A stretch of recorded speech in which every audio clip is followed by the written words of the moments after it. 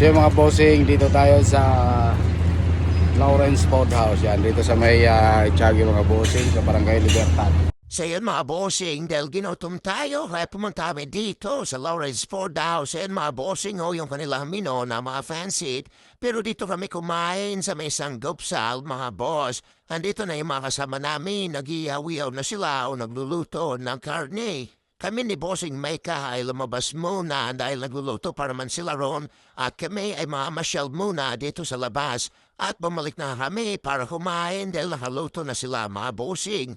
At dito nga kumuha tayo ng lettuce at sinawsaw natin sa ketchup. Itong aking Bossing Micah ay tumitingin sa atin. Bakit daw ako kumakain? Siya hindi, kaya panayantin niya sa atin. At dito nga ay sinubuha ko na siya nitong salad ay na wow, gustong gusto niya kaya sabi niya isa pa.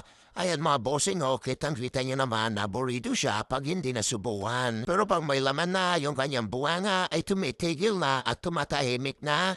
Kaya nga lumabas kami dahil masyado siyang makulit at hindi rin tayo makafain ng maayos. Kita niyo naman mga bossing, gusto niyang bumaba at gusto niyang bumalik dun sa mga kasama namin.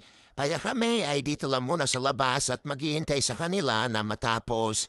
At tayo ay tapos naman na diyang kumain at nakapagsubo na tayo ng konti dahil nagda-diet nga tayo mga bossing. At dito nga mga boss ay tapos na sila kumain. Kita niyo naman ang nangyari para parang binagyo ay na wow. Kaya hanggang dito na lang. Maraming salamat sa panonood. Bye-bye!